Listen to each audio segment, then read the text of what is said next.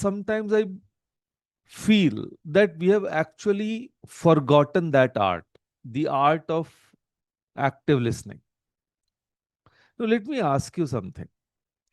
How many of you have ever felt completely invisible while speaking to someone? Like your mom is scrolling through Instagram when you are telling her about your day, or your friend is already forming her response before you have finished your sentence, or your teenager rolls their eyes and says, "Yeah, whatever," before walking away. And many a times we see our teenagers do the same thing when the moms are speaking, right? So, welcome to the epidemic of our times. We have become professional hearers, but terrible listeners. And there's a world of difference between the two. Listening is like holding a mirror, not to yourself, but to reflect someone else's truth. So when someone speaks to you, they are not just sharing words, they are offering a piece of their soul. The question is, are you holding up a clear mirror or a cracked, distorted one? Let me paint you a picture. It's 7 p.m. Priya comes home from college, drops her bag with a loud thud, and says, "Mom, I had the worst day ever." And the hearing response from the mom, because she was chopping vegetables and not even looking up. That's nice, beta. Did you eat lunch? See the disconnect? And if it was a true listening response, she would have put her knife, turns to face her, makes eye contact, and then say, "Come, sit with me.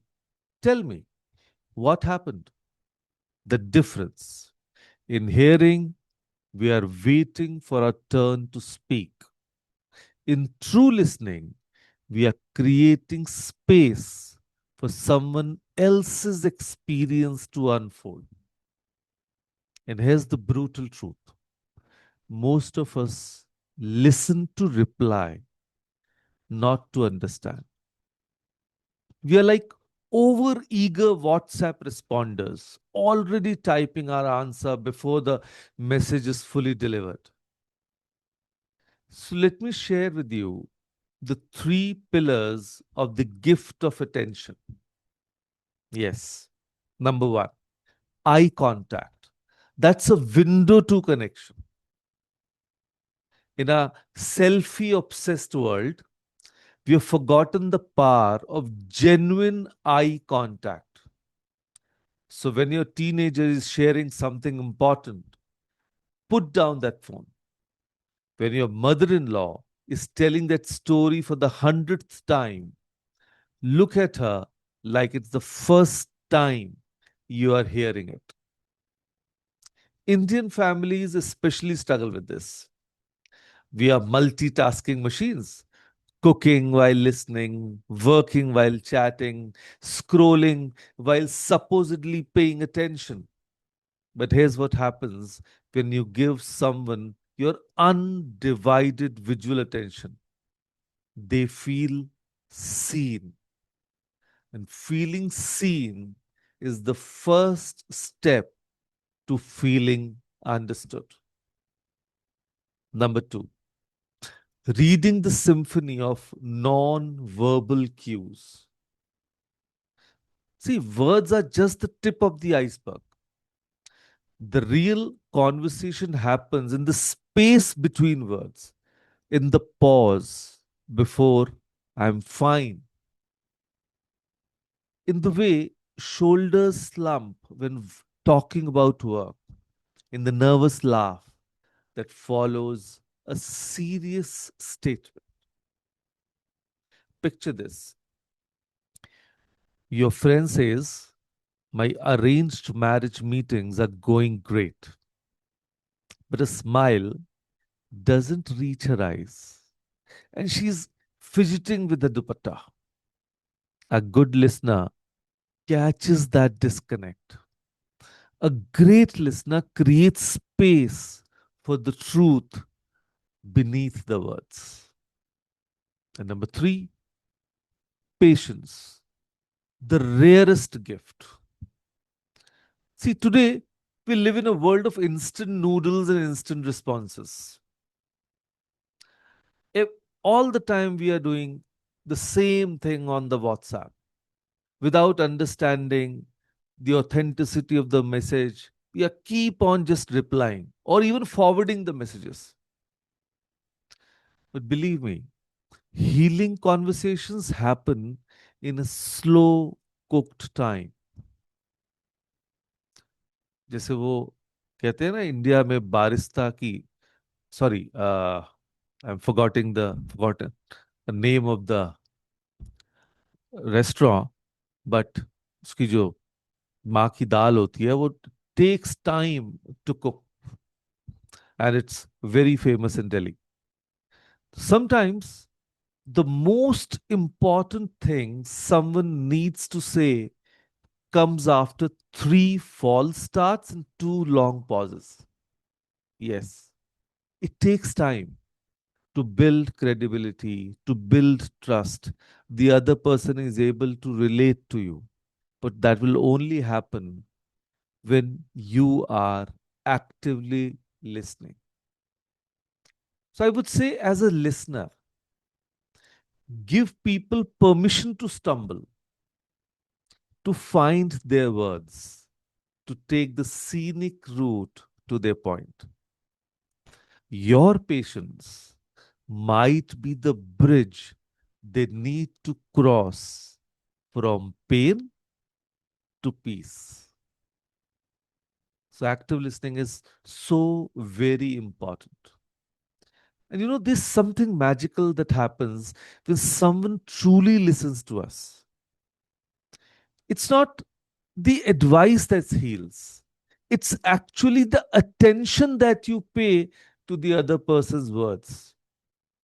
It's not solutions that soothe, it's once again being seen, even if you don't respond. So that's why we say just being there helps. So you actually don't need to give any advice when you're listening to someone in distress. If you're just letting that person speak, letting that person share, it's actually enough. So think about the last time someone really listened to you,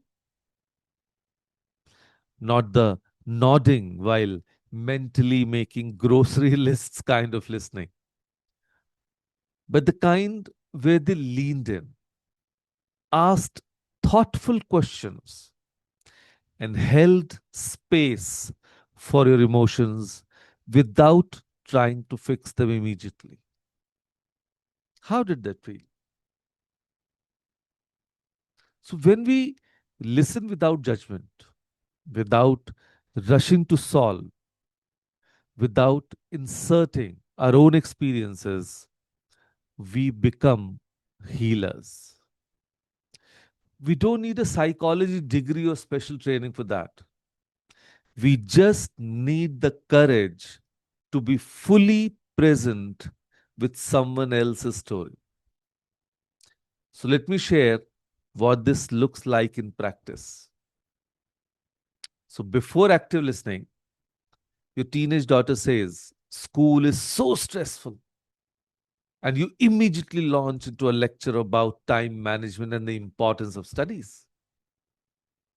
But after active listening, when she says, "School is so stressful," you respond.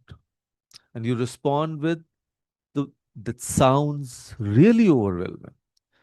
What's making it more so stressful right now? And then you listen, really listen. Maybe she's not looking for study tips.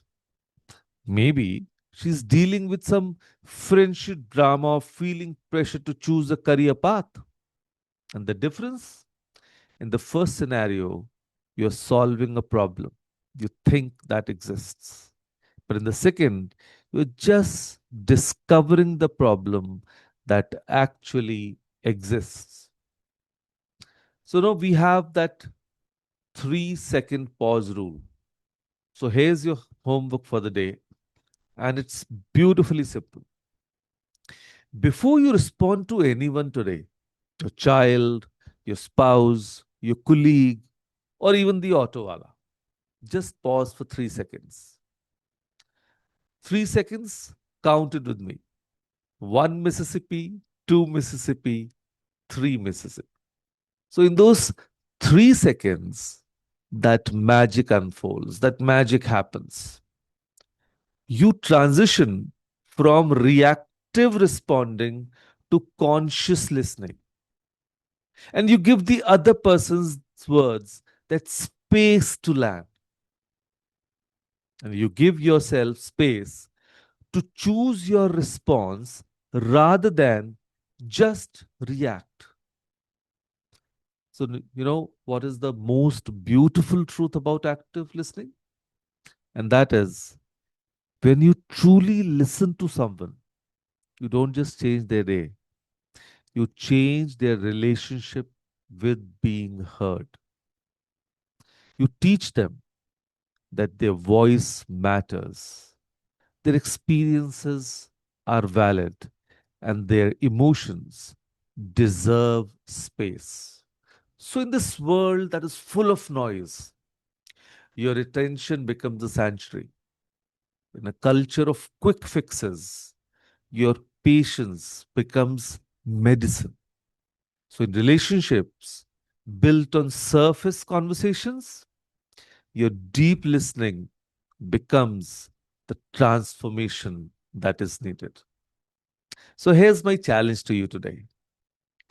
Once again, for the next 7 days, become a professional listener, not to impress anyone, not to win arguments, but to offer the gift of truly being heard. Let me tell you, when you are actively listening, you might not be solving any problem, but you are definitely understanding the existing problem in the right spirit. So you're actually acknowledging the presence of the person who is sitting next to you and sharing. So I would say keep a small journal with you. Each evening, write down one moment when you chose to listen instead of speak, when you held space instead of filling it, when you reflected someone's truth instead of projecting your own.